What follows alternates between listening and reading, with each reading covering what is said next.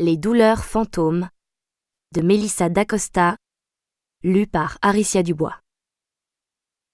Le téléphone portable se mit à vibrer sur la table de nuit.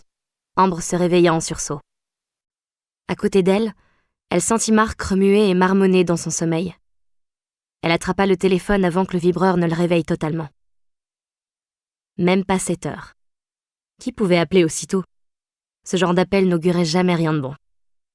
Lorsqu'elle vit le nom qui s'affichait sur l'écran, son inquiétude grandit car cela faisait plus d'1 an qu'elle n'avait plus de nouvelles de cette jeune femme dont elle avait été si proche. Rosalie ? Elle n'avait pas pu empêcher sa voix de trembler.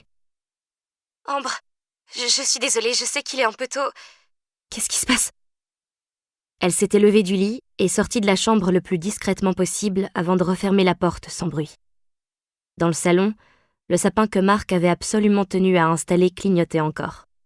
Rouge, vert et bleu. C'était criard et inutile. Elle le lui avait dit.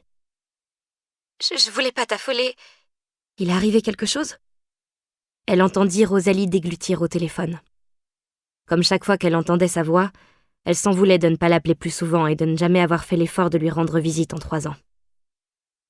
Non, je crois pas, mais... Mais quoi ? Tu n'aurais pas eu des nouvelles de Gabriel récemment ? Un silence un peu lourd tomba.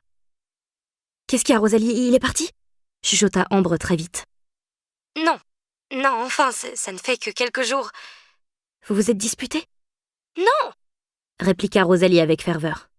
C'est pour ça que je comprends plus rien. Attends, explique-moi. Ambre prit place sur le canapé, au milieu des gros ouvrages que Marc remplissait d'annotations des heures durant.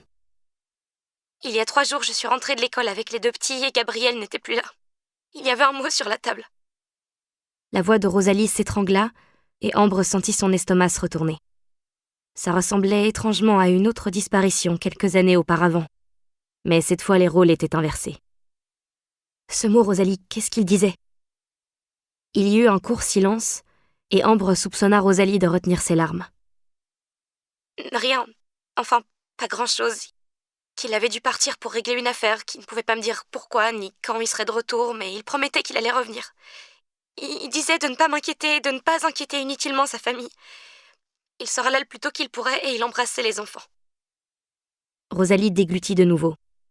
Ambre gardait les yeux rivés sur les lumières du sapin qui clignotaient ridiculement. Et ça fait 3 jours ? Oui. Les enfants, ils demandent des nouvelles et j'essaie d'avoir l'air normal, mais... La voix de Rosalie se brisa. Hé, reste calme. Je suis sûre que ce n'est rien de grave. Elle se trouvait nulle de prononcer une phrase comme ça. Elle aurait voulu faire plus. Elle devait faire plus. Écoute, Rosalie, j'ai 2 semaines de congé pour Noël.